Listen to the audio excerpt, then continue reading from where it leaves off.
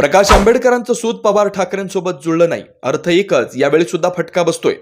सध्या मवियाचे 3:13 वाजले तरी झुकतं माप घ्यायला तयार नाही, म्हणून आंबेडकरांनी बोलणं सोडलं. इकडून रिप्लाय नाही, आंबेडकरांनी लागलीच मनोज जरांगेंसोबत बोलणी सुरू केली.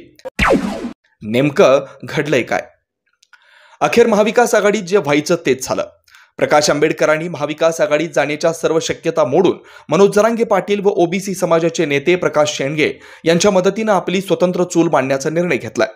यात एक विशेष बाब म्हणजे प्रकाश आंबेडकरांनी नागपूर, कोल्हापूर सारख्या काही जागांवर काँग्रेसला पाठिंबा दिलाय. त्यामुळे सर्वांच्याच भुवया उंचावल्यात.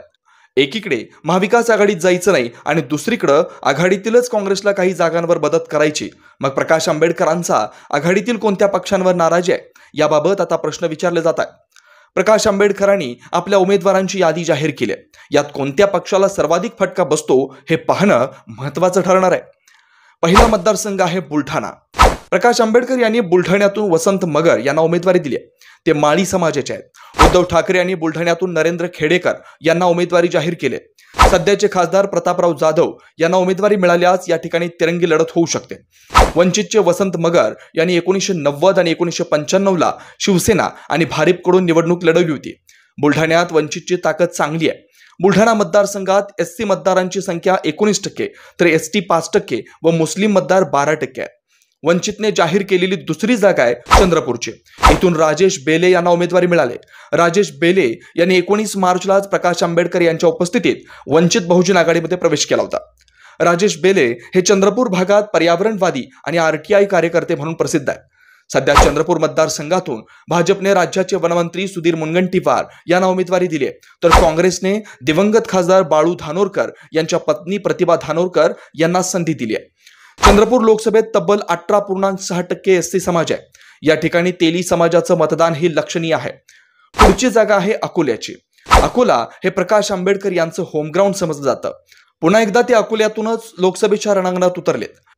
1998 आणि 99 ते याच मतदारसंघातून लोकसभा निवडणूक जिंकले होते. त्यानंतर त्यांना एकदाही निवडणूक जिंकता आलेली नाही. 2019च्या लोकसभा निवडणुकीत प्रकाश आंबेडकर अकोला आणि सोलापूर या 2 मतदारसंघातून उभे होते. अकोल्यात त्यांनी सुमारे 25% वोट शेअर्स घेत 2,78,000 मतं मिळवत दुसऱ्या क्रमांकावर राहिले. विजयी उमेदवार भाजपचे संजय धोत्रे यांना जवळपास 5,54,000 मतं मिळाली होती. सध्या या मतदारसंघातून भाजपकडून संजय धोत्रे यांच्या सुपुत्र अनुपम धोत्रे यांना उमेदवारी मिळाली. अकोल्यात एससी समाज 17% असून मुस्लिम समाज 19.2% आहे. वंचितने उमेदवारी जाहीर केलेली पुढची जागा ती अमरावतीची. या ठिकाणी प्राजक्ता पिल्लेवान यांना लोकसभेची उमेदवारी जाहीर झाली आहे. अमरावती लोकसभा मतदारसंघ हा अनुसूचित जातींसाठी राखीव आहे. 2019ला वंचितचे उमेदवार गुणवंत देवपारे यांनी 3ऱ्या क्रमांकाचे 65,135 मतं घेतली होती. त्यांच्यामुळेच शिवसेनेच्या आनंदराव अडसुळांना पराभव होऊन नवनीत राणा विजय झाल्या होत्या. यंदाही भाजपकडून त्यांना उमेदवारी देण्यात आली आहे. तसेच या ठिकाणी बंड होण्याची शक्यता आहे. तसेच महाविकास आघाडीत काँग्रेसकडून दर्यापूर विधानसभेचे आमदार बळवंत वानखेडे यांना उमेदवारी देण्यात आली आहे. अमरावतीत एसटी समाज 19%, एसटी समाज 14% तर मुस्लिम समाज 19% आहे. पुढचा मतदारसंघ आहे भंडारा गोंदिया.